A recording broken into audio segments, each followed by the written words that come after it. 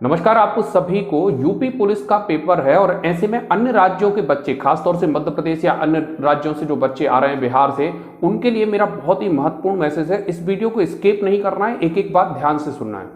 सामान्यतः जब भी कोई बच्चा बाहरी राज्य से आता है तो सबसे पहली दिक्कत उसकी ये होती है कि वो एग्जाम सेंटर नहीं देखता है। आप एग्जाम सिटी तक तो पहुंच जाते हो, आप एग्जाम एरिया तक पहुंच जाते हो, लेकिन मेन जो सेंटर है उसको आप अगले दिन देखते हो जब आपका एग्जाम है।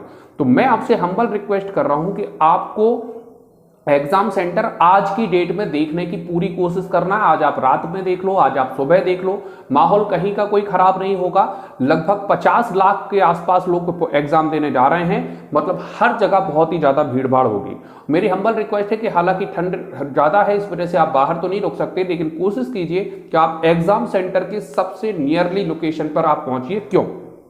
क्योंकि कल यूपी पुलिस सरकार ने यूपी पुलिस ने एक लेटर जारी किया है जिसमें उन्होंने लिखा है कि ऐसे विद्यार्थियों को भी एग्जाम देने का मौका मिलेगा जिनकी फोटो गड़बड़ हुई है या फिर उनके साइन गड़बड़ हैं या फिर उनके नाम में कोई मिस्टेक है, तो ऐसे लोगों को भी जो है मौका मिलेगा। तो ऐसे में निश्चित रूप से जो रिपोर्टिंग टाइम है, स्टार्टिंग रिपोर्टिंग टाइम पर आपको पहुंच जाना है। जो पेपर 10 से 12 है उसमें बच्चों को 8 बजे बुलाया गया और आप 8 ही बजे पहुंच जाइए, क्योंकि निश्चित रूप से काफी ज्यादा समय लगेगा आपका वेरिफिकेशन में।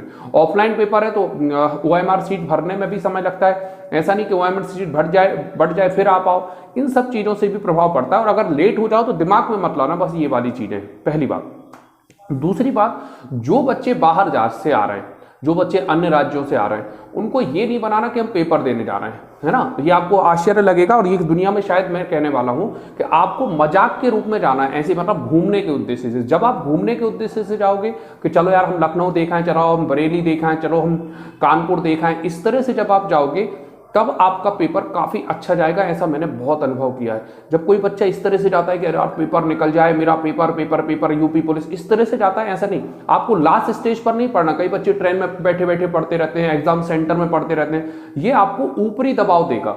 ठीक है, आपने ईयरफोन लगाया फिर पढ़ने लगे, पढ़ाई नहीं करना। लास्ट के दिनों की पढ़ाई किसी भी कंपटीशन एग्जाम में नहीं लगती है। आपकी जो एग्जाम लगता है वो शुरुआती पढ़ाई लगती है। इसके अलावा भी कुछ बातें आपको ध्यान रखना है। देखो, भीड़ तो हर जगह बराबर होगी, तो बेहतर होगा खाने वाली चीजें आप घर से ही पैक करके चलें। ठीक है, इसके अलावा यहाँ पर हम कुछ डाटा बता रहे हैं। 17-18 तारीख को पेपर है, शनिवार और रविवार में। ठीक है, 69 जो है केंद्र बनाए गए हैं, 6500 केंद्रों पर परीक्षा हो रही है। तो प्यारे बच्चों, आपको पेपर बहुत अच्छे से देना है। ठीक है, OMR सीट पर विशेष ध्यान रखना है क्योंकि उसको भरने में समय लगेगा। एक एक मिनट कीमती होती है, शुरुआती वाला। अब इसमें कई बच्चे पूछते हैं कि किस विषय को पहले करें, तो वो जरा समझते हैं। अगर आप मेरे से पूछें कि OMR सीट मिलने के बाद सबसे पहला सब्जेक्ट किसको करें, मैं अपने अनुभव से बता रहा हूं, सबसे पहले आप ले जाएं जीके को, क्योंकि जीके बनेगा नहीं बनेगा उसमें बस ये ध्यान रखें कि आपको दिमाग खराब नहीं करना है कि जीके का ये क्वेश्चन नहीं बन रहा है। ठीक है, तो सबसे पहले आप जीके को करें, फिर हिंदी को निपटा दें, और इसके बाद क्योंकि फ्रेश माइंड से जो आपका जीके का है वो रिकॉल वैल्यू तुरंत होती है। ठीक है, इसके बाद आप मैथ्स की तरफ और फिर रीजनिंग की तरफ जाएं तो आपका पेपर ज्यादा बेहतर होगा। स्पीड आप शुरू से बना के रखें और इसी क्रम में आप करें। सबसे पहले जीके, फिर हिंदी, फिर मैथ्स और लास्ट में आप रीजनिंग की तरफ ले जाएं और स्पीड बना के रखें, समय बचा कर रखें, खास तौर से मैथ्स और रीजनिंग के लिए। और कोशिश करें कि खास तौर से जीके पर आप दोबारा लौट के ना आए। आप एक बार जब जीके टिक कर दें तो दोबारा उस पर सोचें नहीं कि कौन सा सही है कौन सा गलत है, एक बार लगाते हुए चलें।